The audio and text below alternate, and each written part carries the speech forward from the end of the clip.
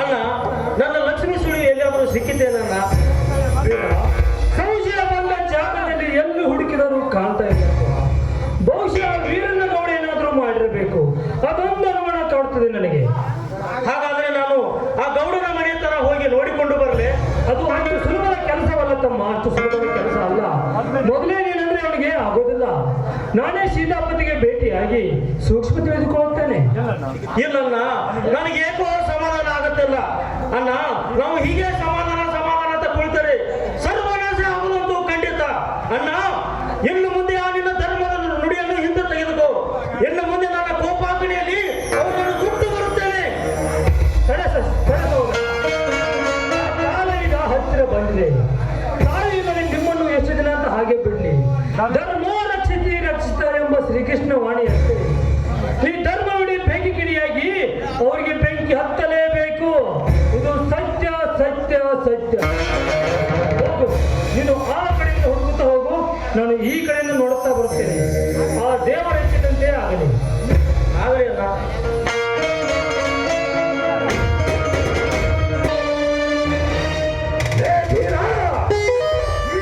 ಅರ್ಥ ಮಾಡಿಕೊಂಡ್ಯಾ ಈ ವೀರಣ್ಣಗೌಡ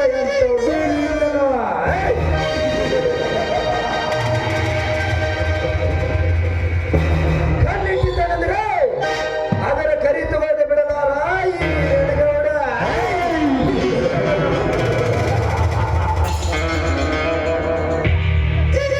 ಅರ್ಜುನನ ಬಾಣಕ್ಕೆ ಜಯದ್ರಥನ ರುಂಡು ಹೋದಂತೆ, ಶ್ರೀಕೃಷ್ಣನ ಸುದರ್ಶನಕ್ಕೆ ಶಿಶುಪಾಲನ ರುಂಡು ತರಿಸಿ ಹೋದಂತೆ, ವೀರ ಸಂಗೋಯ ರಾಯಣ್ಣನ ಕಟಕಕ್ಕೆ ಆ ಠಾಕರೆಯ ರುಂಡು ಹೋದಂತೆ, ಆ ಸಿಂಧೂರ ಲಕ್ಷ್ಮಣನ ಗಂಡುಗೊಡಲಿಗೆ ಆ ಗೌಡನ ರುಂಡು ಹೋದಂತೆ, ಇಂದು ವೀರನ ಗೌಡನ ಗುಂಡಿಗೆ ನಿನ್ನೆದ ಗುಂಡಿಗೆ ಹರಿದು ಹೋಗುವುದು ಈ ನಾಂದರ ಕ್ಷಣದಲ್ಲಿ.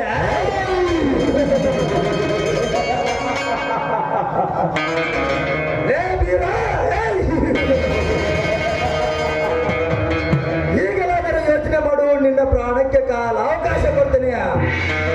ಆ ಎಲ್ಲ ರೈತರು ಒಪ್ಪಿಗೆ ಪಡಿಸಿಬಿಡು. ಆ ನಂತರ ನನ್ನ ತಂಗಿ ಸಂಘ ಬಿಡು. ಸಾಕು, ನೀವೇನು ಕೆಲಸ ಮಾಡಿಬಿಡು, ನಿನಗೆ ಜೀವನ ಕೊಡ್ತೇನೆ. ಜೀವದಾನ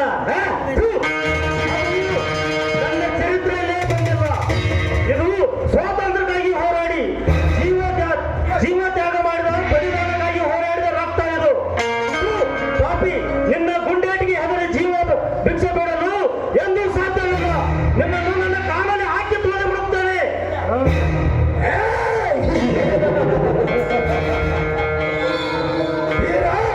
ನಿನ್ನಂತೆ ಪೌರುಷದ ಮಾತನ್ನು ಹೇಳಿ ಅವರ ಗುಂಡೇಟಿಗೆ ಬಲೆ ಹಾಕಿ ಸತ್ತು ಹೋಗರದೇ ಮಾತಿನ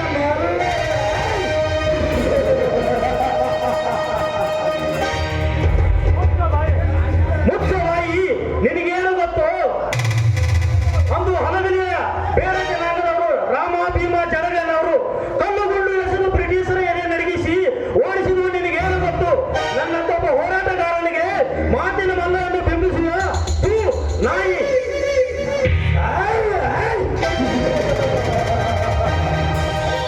ಕಟ್ಟಿಸಿಕೊಂಡು ನಂದರ ಕ್ಷಣದಲ್ಲಿ ನನ್ನ ಕೈಯಿಂದಲೇ ನೀ ಸಾಯುತ್ತಿರುವಾಗ ನನ್ನನ್ನೇ ಒದ್ದು ಸಾಹಿತ್ಯ ಬಡವ ಸಹಿಸಿಕೊಳ್ಳಿ ಗೌರವ ಹೊಡೆತವನ್ನು.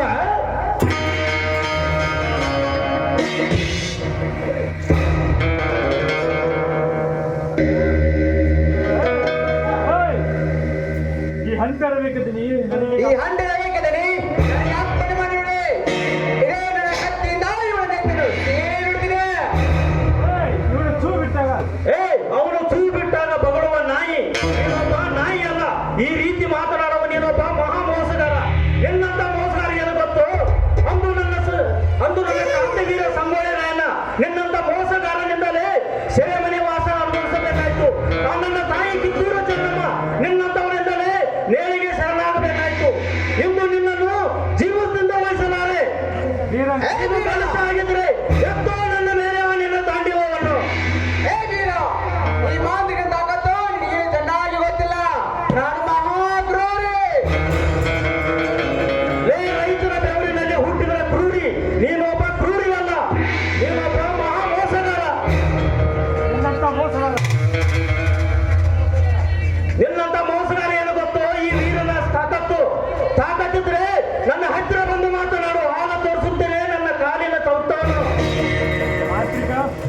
ಮಾಂತ್ರಿಕ ತಡ್ಕೊಳ್ಳಿ ಅದೆಲ್ಲ ಸ್ವಲ್ಪ ತಡ್ಕೊಳ್ಳಿ.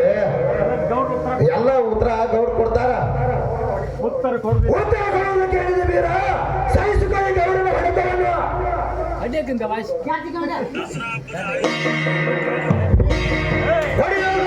ಹೊಡಿ, ನಿನಗೆ ತೃಪ್ತಿ ಆಗುವವರೆಗೆ ಹೊಡಿ.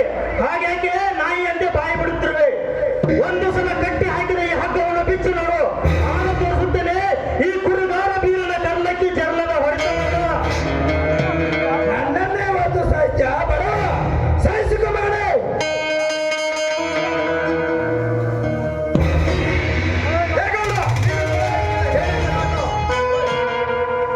ಮತ್ತೆ ಬದ್ಧ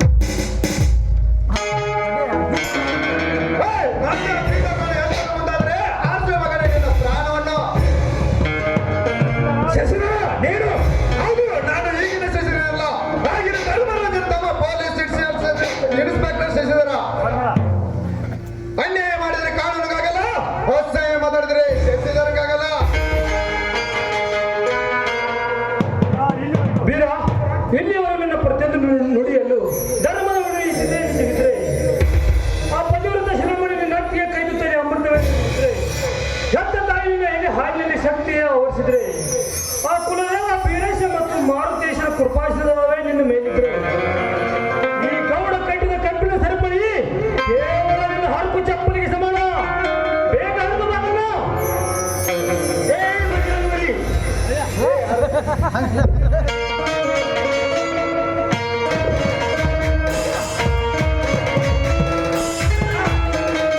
ನನಗೆ ಆಸೆಗಳು ಅಸಂಗತನ ಕುರಿಗಳನ್ನು ಅಡ್ಡ ಆಡಬೇಕಾದರೆ ಈಗ ನೀವು ಹತ್ತು ಕೊಡಿಯ ಮುಡಲೆ ಅಥವಾ ನಮ್ಮ ಹತ್ತಿಗೆಯನ್ನು ಸಾಯಿಸಿದ ಎರಡೂ ಕೈಯನ್ನು ಕತ್ತರಿಸಿ ಹಾಕಲೆ. ಕೈ ಬಿಡವನನ್ನು ನಿನಗೆ ಅನಾಥ ಎಂದು ಚೀರಿ ಅಡಿ ನನ್ನ ತಮ್ಮಯ್ಯ ಶಶಿಯಿಂದ ನಿನಗೆ ಚಿತ್ರ ಕೊಡಿಸಿದ ಈ ಗೌಡರ ಎದುರಿಗೇನೆ ಅನಾಥನಾದ ನಿನ್ನ ಕೈಯಿಂದ ಅವನ ತಂಗಿಯ ಕೋಲಿಗೆ ಅರ್ಜುನ ತಾಯಿಯನ್ನು ಕಟ್ಟಿಬಿಡು. ಕೂಗಿ ಕರೆಯಾರಿನ ಲಕ್ಷ್ಮಿಯನ್ನು ಏನನ್ನಂತೆ ಲಕ್ಷ್ಮಿ ಲಕ್ಷ್ಮಿ ಬಾಚಿಗೆ ಈ ನಿನ್ನ ಕುರಿಗಾರ ಬೀರು ಬಂದಿದ್ದಾನೆ. ನಿನಗೆ ಅರಿಸಿದ ತಾಳಿ ಕಟ್ಟಲು ಬೀರ ಅವಳನ್ನು ಒಳಗೆ ಹಾಕಿ ಕೀಲಿ ಹಾಕಿ ಹಾಕೊಂಡು ನೀಚರು ಅದಕ್ಕೆ ಹೊರಗೆ ಬರ್ತಾಳೆ. ಅಂದೂರು ಸಿಂಧೂರು ವೀರ ಸಿಂಧೂರ ಲಕ್ಷ್ಮಣನನ್ನು ನರಸಿಂಹ ಬಿಡಿಸಿಕೊಳ್ಳಲು ಬಂದಾಗ ಹೇಗೆ ಜೈ ಬಜರಂಗಬಲಿ ಎಂದು ತನ್ನ ಕೊಡ್ಲಿಯಿಂದ ಜೈಲಿಗೆ ಕಡಿದನು ಹಾಗೆ ನೀನು ಕೂಡ ಇಂದು ನಿನ್ನ ಈ ಕೊಡ್ಲಿಯಿಂದ ಅವನ ಬಾಗಿಲನ್ನು ಕಡಿದು ಅವನನ್ನು ಹೊರತಂದು ಕಟ್ಟು ಅವನ ಕೊಳಗೆ ಏರಿಸಿದ ತಾಯಿಯನ್ನು ಆರಣ್ಯನ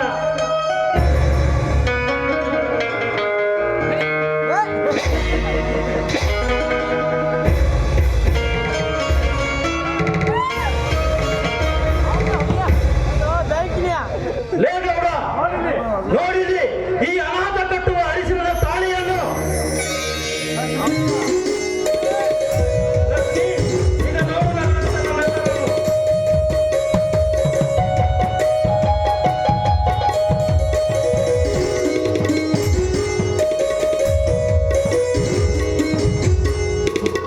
ಮಾತಿಗ ಇವರು ಮಾಡುವುದನ್ನು ಏಕೆ ನೋಡುತ್ತಲೇ ನಿಂತಿರುವ ಮೂರ್ಖ.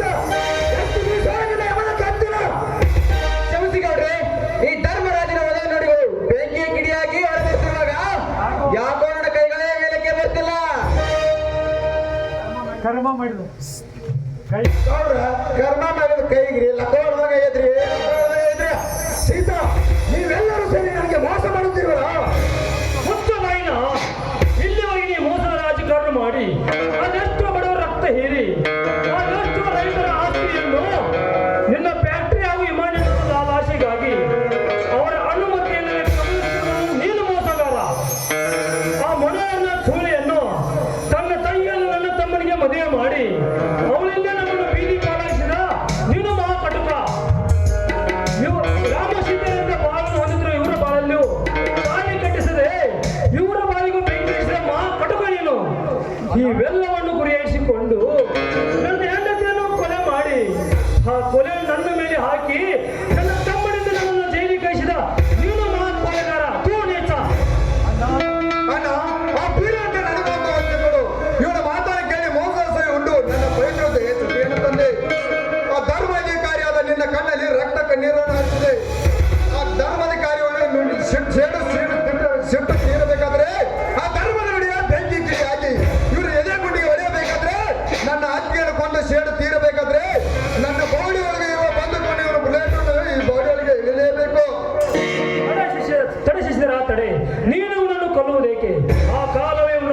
ಬರುತ್ತದೆ. ಇಷ್ಟಾದರೂ ಇವನು ಮನುಷ್ಯತ್ವದ ಅರಿವಿಗೆ ಬಂದಿರುವುದು ಎಂದು ಇವನು ಆತ್ಮಹತ್ಯೆ ಹೇಳಿದರೆ ಎಲ್ಲದಕ್ಕೂ ಅವನೇ ಸತ್ಯ ಒಪ್ಪಿಕೊಳ್ತಾನೆ. ಇವುಗಳನ್ನೆಲ್ಲ ನೀವು ಹೇಳಲು ಹೇಳಿದರೆ ನಿಮ್ಮಲ್ಲಿ ಸಾಕ್ಷಿ ರಾಮ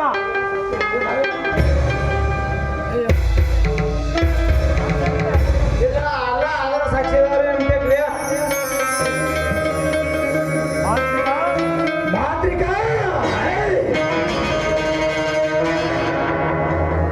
ನಿನ್ನಂತ ಧರ್ಮಸಾಕ್ಷಿಯ ಬೆನ್ನ ಹಾಕಿ ನಾನು ಕಟ್ಟೆ ಪಾಪೆ ನೀವೊಬ್ಬ ಚಂದ ಗೌಡಪ್ಪ.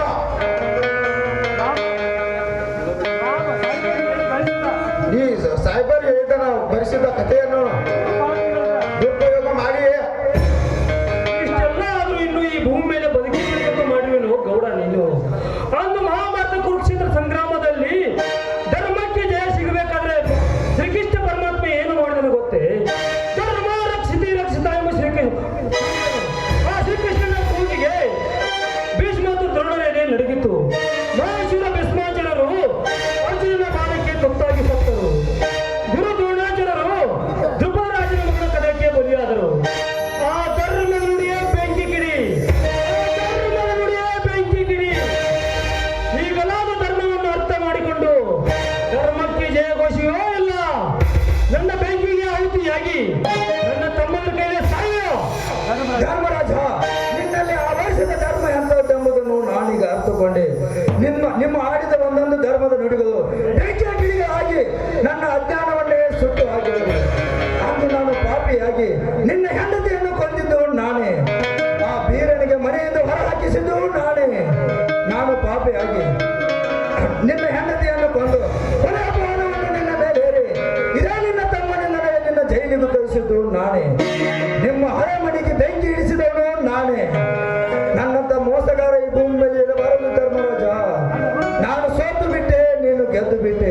ಈ ನಿನ್ನ ಶಿವ ತೀರ ತಮ್ಮಂದಿರಿಂದ ನನ್ನ ಋಣವನ್ನು ತೆಗೆಸಿಬಿಡು ಧರ್ಮರಾಜ, ನಿನ್ನ ಕಾಲುಗಳು.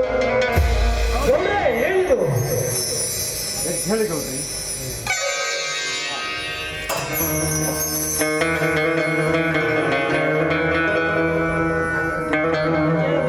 ಅರೆಸ್ಟ್ ಮಾಡಿ ಅರೆಸ್ಟ್ ಮಾಡಿ ಎಲ್ಲ ಅರೆಸ್ಟ್ ಮಾಡಿ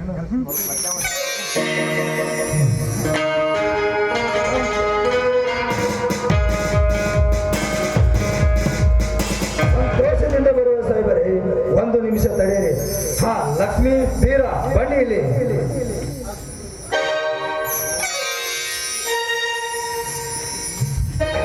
ನಿಮ್ಮ ಅಚಲ ನಿರ್ಧಾರವನ್ನು ಗಮನಿಸದೆ, ನಿಮ್ಮ ಶೂರ ಸಾಹಸವನ್ನು ಲೆಕ್ಕಿಸದೆ, ನಿಮ್ಮ ಪ್ರೀತಿಯನ್ನು ನಾನು ಅರಿಯದೆ ದಡ್ಡನಾದೆ. ನಾನು ಮಾಡಿದ ತಪ್ಪನ್ನು ಕ್ಷಮಿಸಿರಿ. ನನ್ನ ಈ ಸರ್ವಾಸ್ತಿ ಪತ್ರವನ್ನು ಎಲ್ಲವನ್ನು ನಿಮಗೆ ಬರೆದು ಕೊಡುತ್ತಿದ್ದೇನೆ. ನೀವೇ ನನ್ನ ಸರ್ವಾಸ್ತಿಗೆ ಒಡೆಯರು. ನಿಮ್ಮ ಈ ಧರ್ಮದ ನುಡಿಗಳ ಬೆಂಕಿಯ ಕಿಡಿಗಳಾಗಿ ನನ್ನ ಅಜ್ಞಾನವನ್ನೇ ಸುಟ್ಟು ಹಾಕಿದವು. ಈ ತುಗಾಯಿ ಸರ್ವಾಸ್ತಿ ಪತ್ರವನ್ನು ಅನಾಥನೆಂದು ಅಲ್ಲದೆ ಅನಾಥನಾಗಿ ಕಟ್ಟಿದ ನಿನ್ನ ಅರಿಸಿದ ತಾಯಿ ನಿಮ್ಮ ಬಾಯಿಗೆ ಬೇಕಾಗಿ ನಾನು ಬೇಗಲಿ ನಾನು ಬರುತ್ತೇನೆ.